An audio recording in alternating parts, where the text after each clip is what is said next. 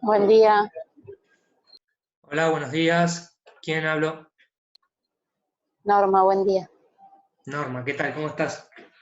Bien, Perfecto. Ahí está por comunicarse la doctora con ustedes, ¿sí? De psicosemiología.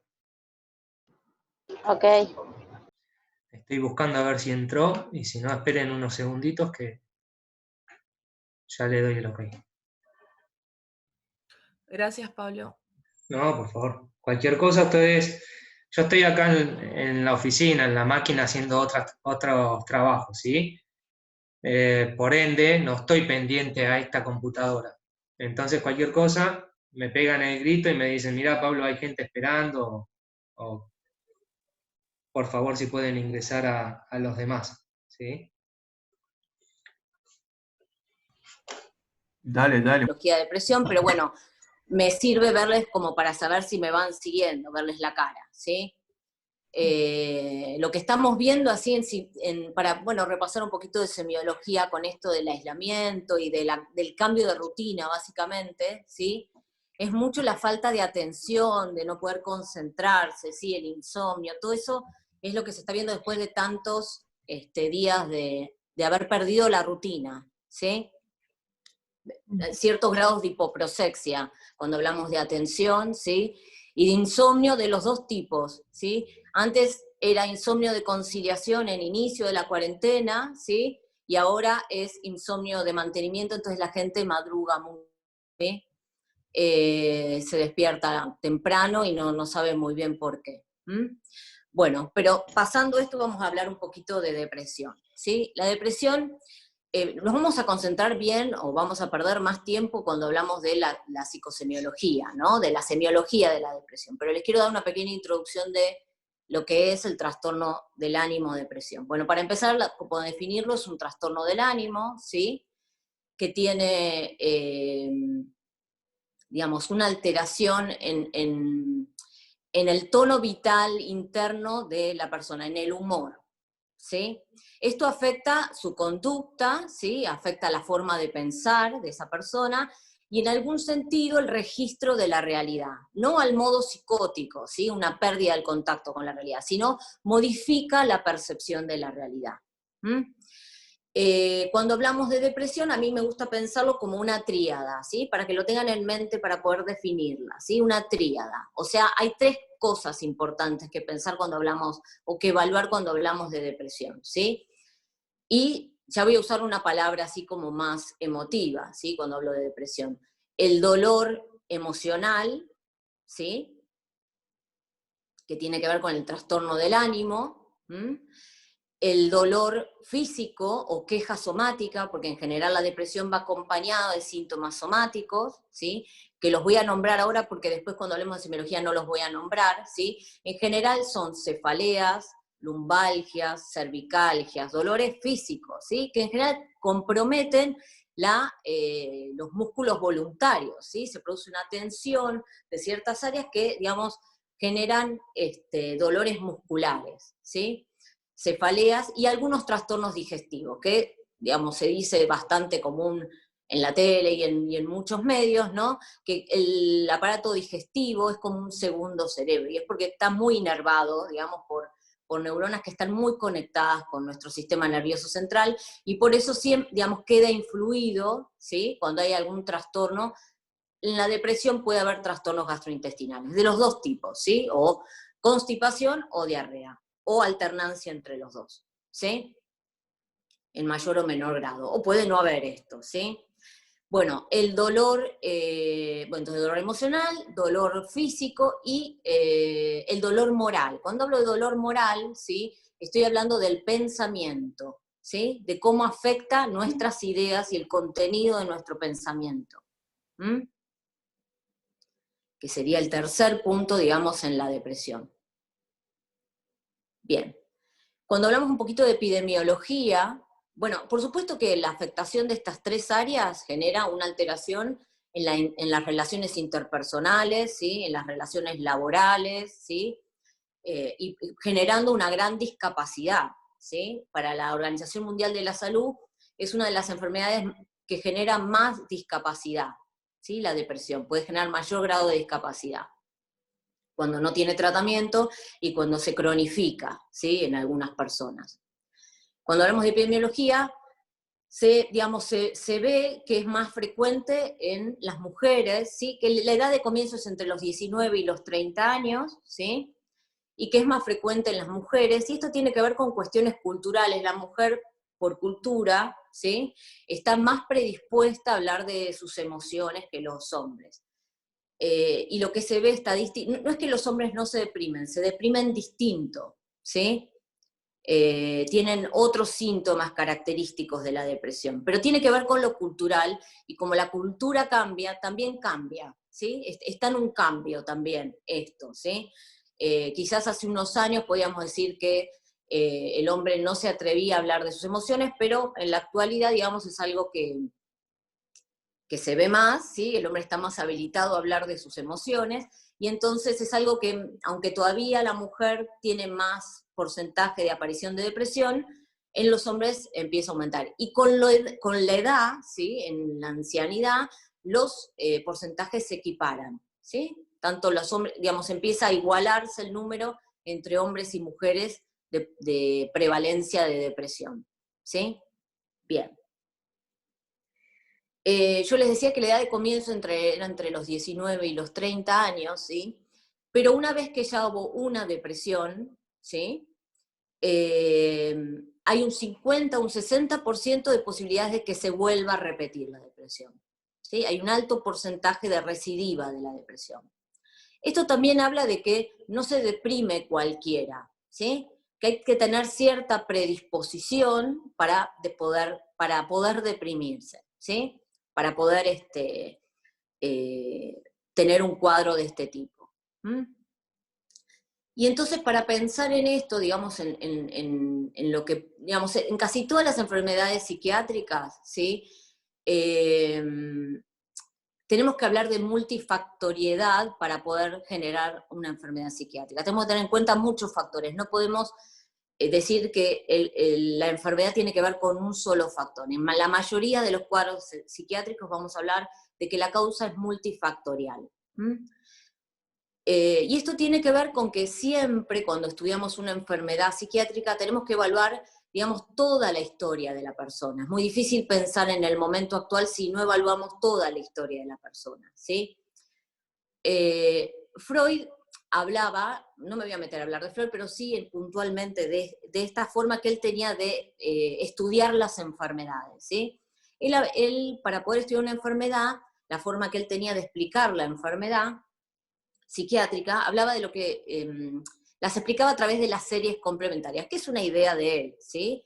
Pero que digamos que no es algo desconocido para los médicos. Digamos, Freud era neurólogo, ¿sí? Era médico, así que él podía, digamos, tener este pensamiento médico en el que tiene en cuenta un montón de factores para poder hablar de la evolución de una enfermedad. La primera serie complementaria, son tres, ¿sí? La primera serie complementaria habla de lo prenatal, o sea, lo genético y lo que ocurre durante el embarazo. Todo lo que ocurre en esa etapa, ¿sí? Es la primera serie complementaria. Para la depresión hay distintas teorías de lo que puede pasar durante el embarazo, ¿sí? Una de las que se habla es del estado de ánimo de la madre, ¿sí? Durante el embarazo. Eso puede afectar de algún modo, ¿sí? El desarrollo de ese embrión, ¿sí? De ese bebé. Hay teorías genéticas que hablan sobre el gen que codifica el BDNF, ¿sí? El factor neurotrófico cerebral. Aparentemente, en los pacientes con depresión se ve algún tipo de alteración de este gen, y entonces una hipotrofia, ¿sí? O menor desarrollo de algunas estructuras cerebrales que pueden generar alteraciones a posterior, ¿sí? O que pueden generar esto de una predisposición, ¿sí? De cualquier modo, nosotros tenemos más claro, y ahora con los años, ¿sí? Que la genética no es tan cuadrada, ¿sí? Que en realidad ahora se habla de epigenética. Y que aunque ese gen, digamos, codifique, digamos, no de forma normal o total para un gen, eso es modificable por la experiencia, ¿sí? Y por la estimulación que ocurra después del nacimiento. ¿Está? Entonces, es relativo este factor como fundamental para el desarrollo de una depresión. Pero si además de esto, después, no ocurre la estimulación adecuada, y bueno, ya tiene 2 puntos, ¿sí? Para depresión. ¿Está? ¿Me van siguiendo ahí? ¿Sí? Bien.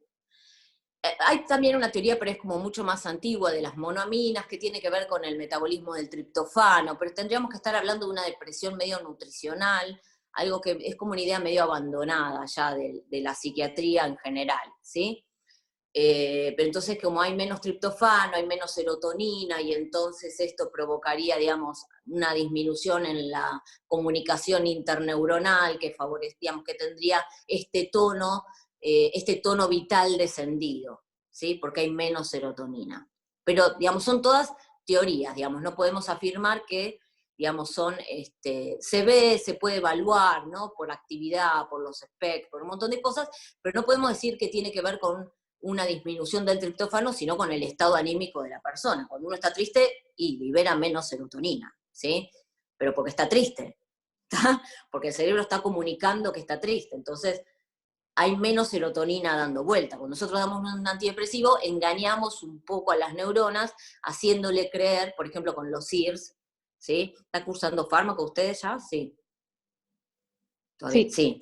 Bueno, los SIRS son inhibidores de la recaptación de serotonina. Quiere decir que dejan serotonina sin recaptar, la dejan en el espacio intersináptico, y entonces están más, pareciera aumentado de cantidad, y entonces la neurona tiene como esta falsa idea de que hay más serotonina, entonces me siento bien, pero me siento mal, pero me siento bien. Es lo extraño que ocurre con los antidepresivos. Se empiezan a sentir mejor físicamente, pero el problema que los angustió sigue estando, ¿sí? Mejora la calidad de vida, pero hay que hacer por eso, digamos, el tratamiento farmacológico solos tienen, digamos, un techo, ¿sí? Como para poder mejorar un cuadro. Lo que hay que hacer es mejorar la situación que generó la depresión, cuando hay una causa puntual que la esté generando, ¿sí? Bien. Bueno, entonces hablamos de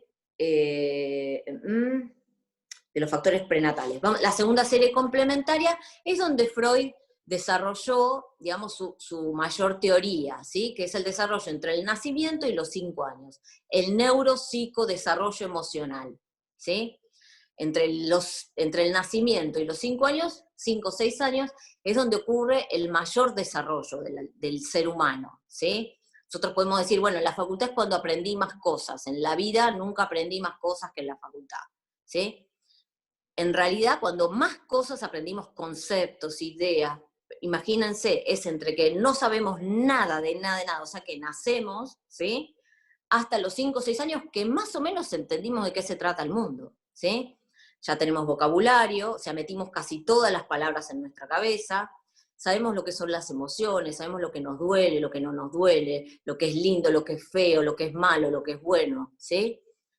Todo eso es conocimiento y es aprendizaje, ¿sí? Por eso es donde se desarrolla la mayor cantidad, digamos, de nuestro cerebro. Nuestro cerebro se desarrolla ahí porque es cuando la mayor neuroplasticidad y se desarrollan la mayor cantidad de redes, ¿sí? Neuronales, que es lo más importante para el resto de nuestra vida, ¿sí? Digamos, se sabe que a los 2 años ocurre la mayor neuroplasticidad, ¿sí? El mayor crecimiento cerebral es hasta los 2 años, y que la primer poda, ¿sí? ¿Saben lo que es la poda? Cuando, digamos, se empieza a sacar lo que ya no se usó demasiado, ¿sí? Es a los 6 años. O sea, esto que para Freud eran solo conocimientos empíricos, se supo después que sí, que realmente, digamos, el mayor desarrollo es hasta el año y medio, 2 años, 3 años, que son las primeras etapas, la etapa oral y la etapa anal, y que en la tercera etapa, ¿sí? Es donde, bueno, ya se empieza a cerrar un poco el ciclo de mayor aprendizaje y se empiezan como a recortar las puntas que no se van a usar, ¿sí? O que se desarrollaron pero que no tenían mucho sentido, ¿sí? Bueno, esa sería, o sea que ahí podríamos decir que todo lo que ocurra en esa etapa, para bien o para mal, también nos va a dejar una marca, ¿sí? Todo lo que sea para desarrollarnos con más fortaleza, ¿sí? O con menos fortaleza, va a ocurrir en esta primera etapa, ¿sí? En esta segunda serie complementaria. Y la tercera serie complementaria habla de lo que son todo lo que ocurre después de los 5 o 6 años, ¿sí? Entre los 5 o 6 años y la adolescencia es lo que se llama periodo de latencia. No pasa mucho ahí, ¿sí? Somos medio soldaditos, ahí vamos a la primaria, nos dicen cuando tenemos, no, abrigate, desabrigate, subí, bajá, estudiá, comé, ¿sí? Es como somos medio soldaditos, no ocurre gran cosa, se llama periodo de latencia, ¿sí? Es importante, pero, digamos, todavía seguimos requiriendo de un cuidado muy particular y muy personal de nuestros cuidadores, ¿sí? Pero ya, bueno, es algo que va más en automático. En la adolescencia es cuando explota todo, ¿sí? Y entonces empiezan a ocurrir otras cosas, ¿sí? Que emocionalmente pueden llegar a marcarnos, ¿sí? Si todo ocurre con la mayor pasividad posible, ¿no? Si lo más pacífico posible, llegamos a la adolescencia, más o menos enteros, ¿sí? Y esperando los cambios que puedan ocurrir a partir de la adolescencia, que son también muchísimos, ¿no? Toda la independencia, dejar de lado, digamos, el cuidado de los padres, todo lo que tiene que ver más con el mundo exterior que con el mundo familiar, ¿sí?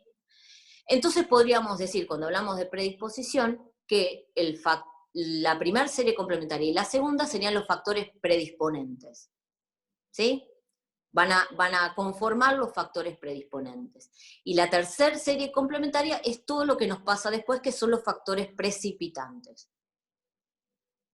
¿Tá? Todo lo que nos pueda ocurrir después en la vida y que pueda precipitar, por ejemplo, una depresión. ¿Hasta acá va claro? ¿Me siguen? Bien. Sí, bastante. Sí. Sí, va bien. Perfecto.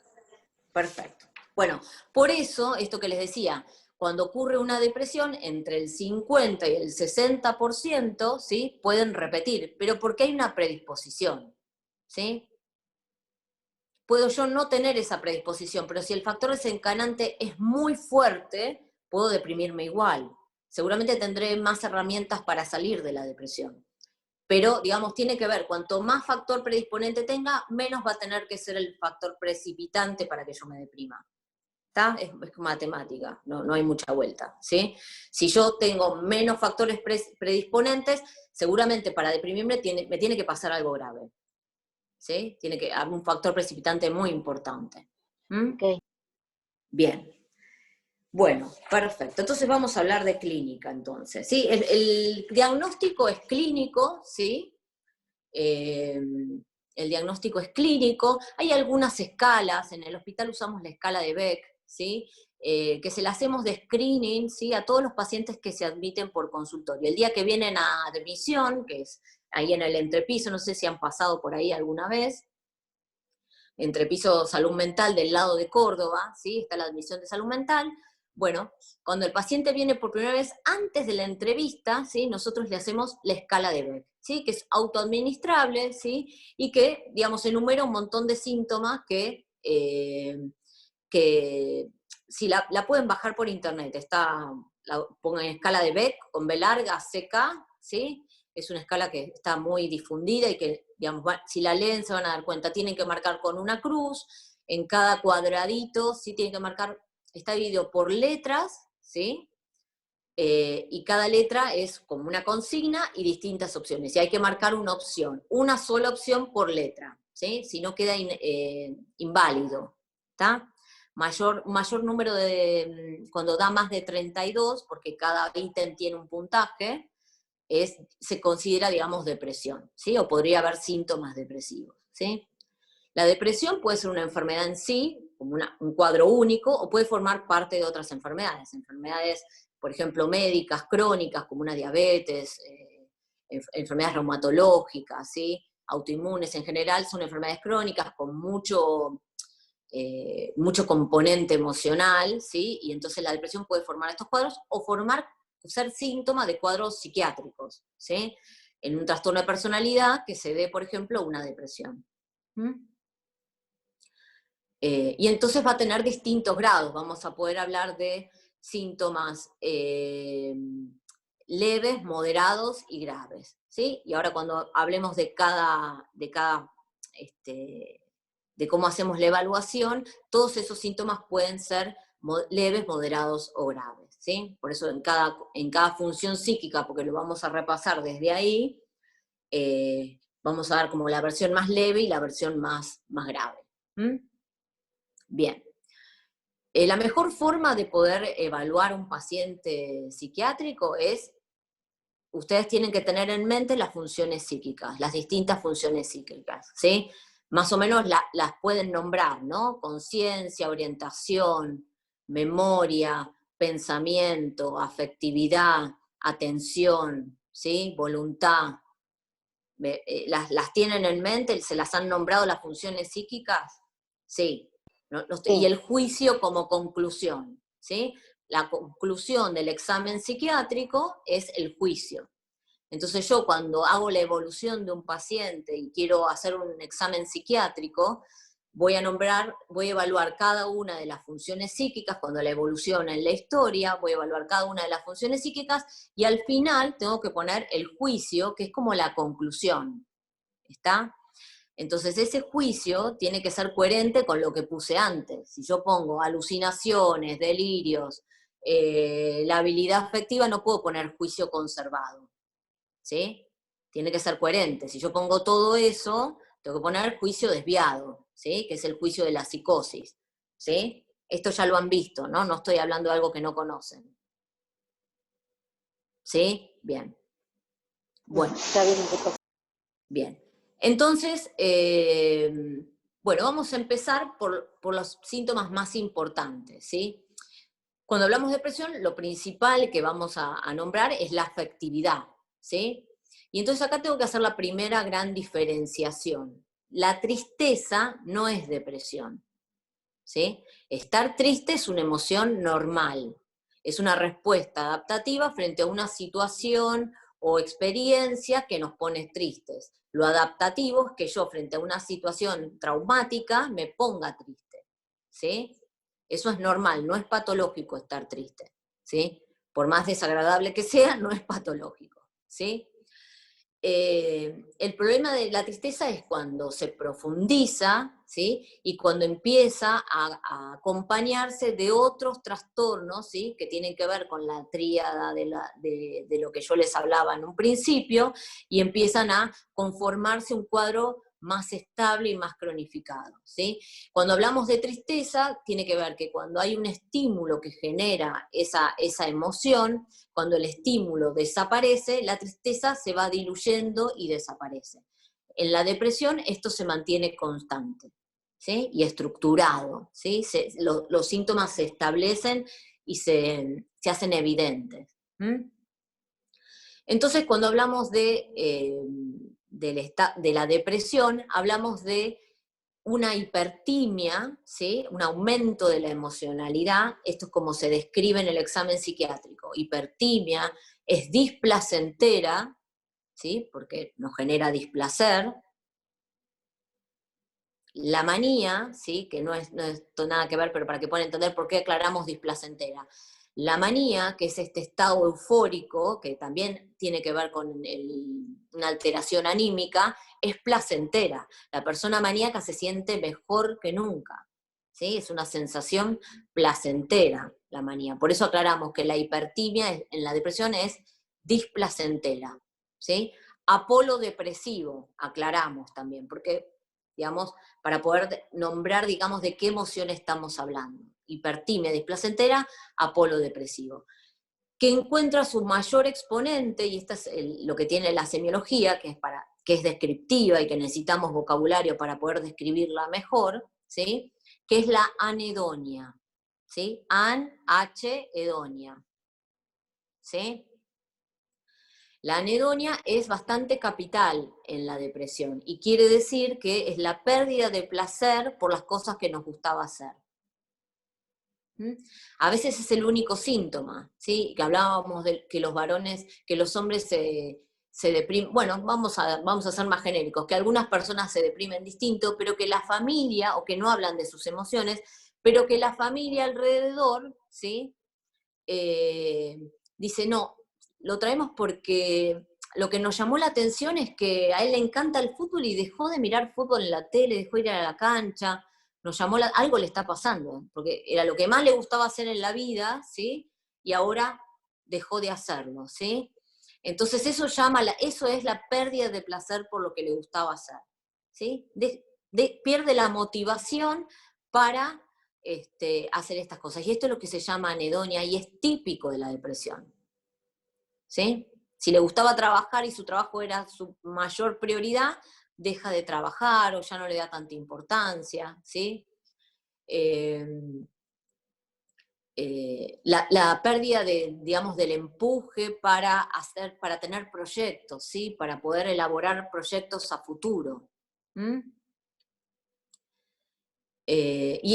Digamos, esto es cuando llamamos, digamos, el tono vital disminuido, ¿sí?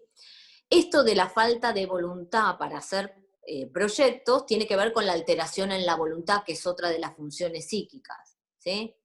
Entonces tenemos que hablar de una hipobulia, que en su mayor expresión o en su descripción más acabada es la anedonia. Una hipobulia con anedonia, podemos poner en el examen psiquiátrico. Sí. Discúlpeme, ¿qué es hipobulia? Porque no me quedó claro. O sea, la de anedonia, sí, obviamente, Sí, sí, que es la pérdida de lo que incentivaba algo que a uno le sí, gusta, ¿no? Pero sí. no me quedó claro lo que es la hiperbulia. ¿Alguien lo sabe? No tenían el concepto de la... Bueno, cuando evaluamos voluntad, ¿sí? Se dice bulia. La voluntad tiene que ver con la bulia. Como muchas cosas en medicina, es hiper o hipo.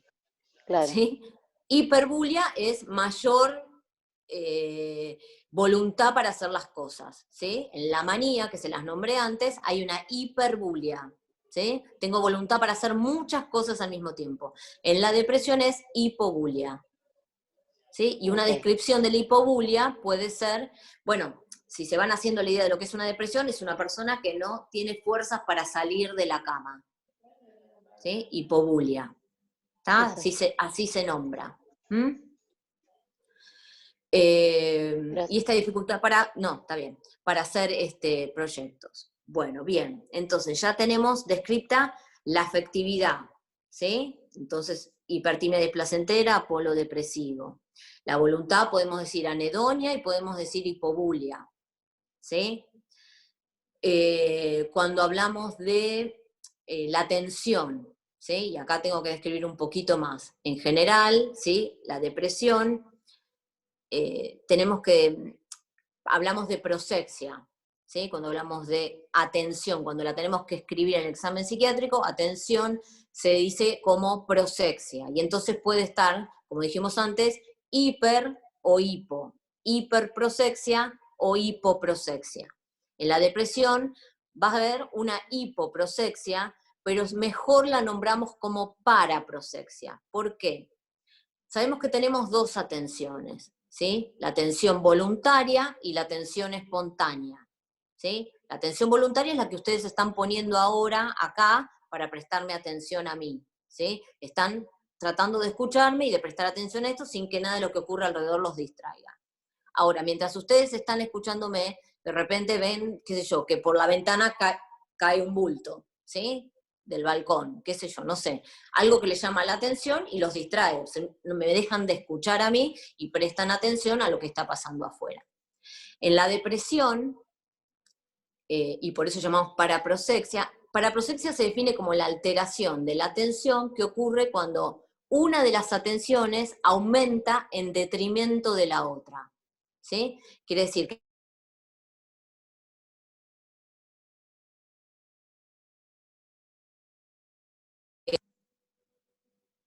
ahí va, perdón.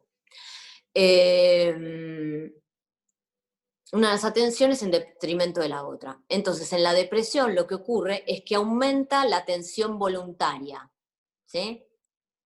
La persona está ensimismada y prestando atención solo a lo que le pasa a ella, ¿sí?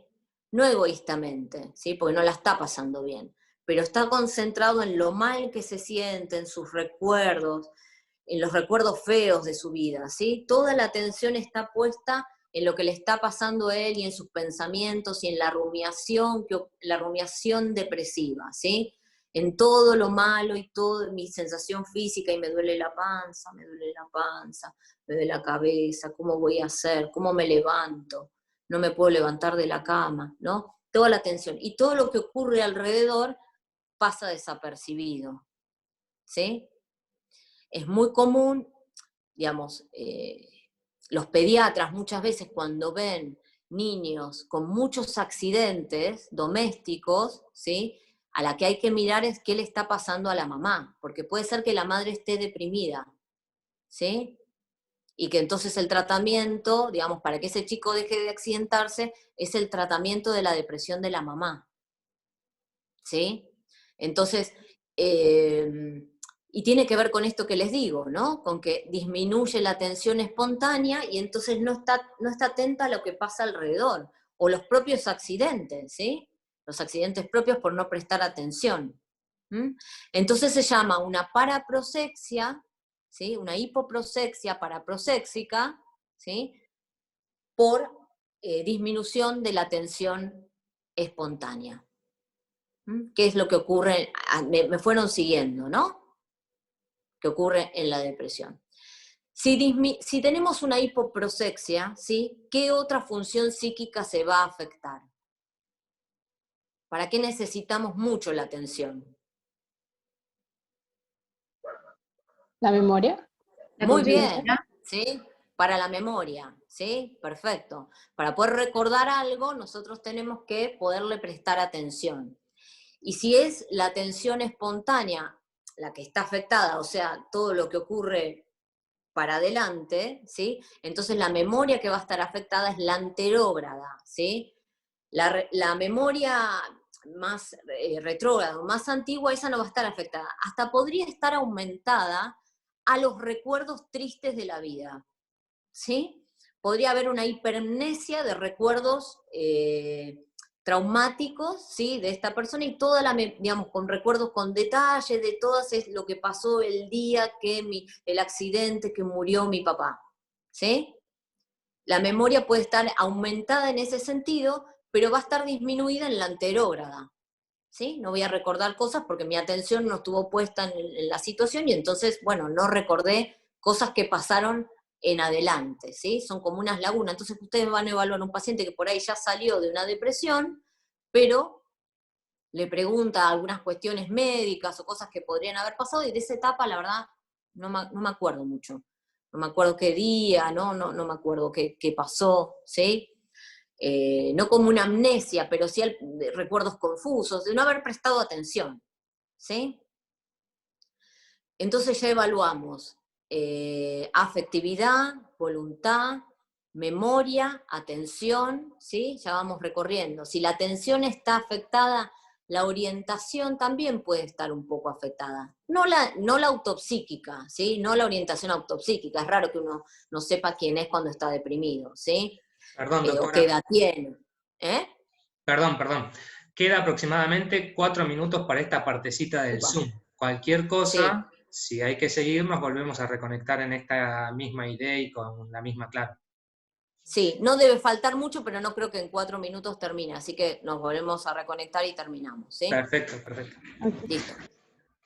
Bueno, entonces, la orientación, ¿sí?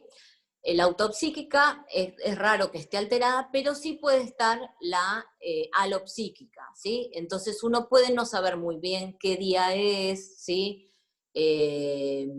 Digamos, si es a la mañana, si es a la tarde, porque digamos, en este ensimismamiento en el que está la persona puede hacer que no esté conectado, digamos, con la rutina del día, que son las cosas que nos ayudan a mantener la orientación, ¿sí?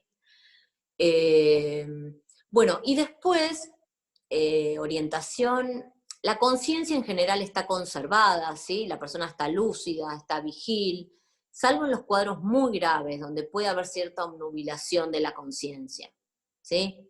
O una conciencia obtusa, que es como cuando estamos muy cansados, ¿sí?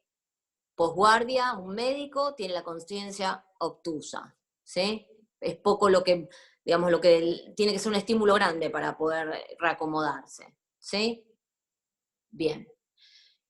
Conciencia, orientación, memoria, atención, voluntad, afectividad, bueno, y pensamiento, ¿sí? Esta es importante, porque es el otro punto de la tríada que les había contado antes, ¿sí? Del dolor moral. El pensamiento tenemos que evaluar, cada vez que evaluamos pensamiento, tenemos que evaluar curso y contenido, ¿sí?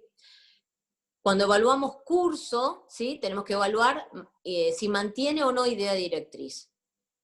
¿Esto qué quiere decir? Que yo puedo, que las ideas, el pensamiento es un conjunto de ideas, ¿sí? El pensamiento está formado por ideas que se relacionan una con la otra de un modo lógico cuando se mantiene directriz, de un modo ilógico cuando no se mantiene directriz.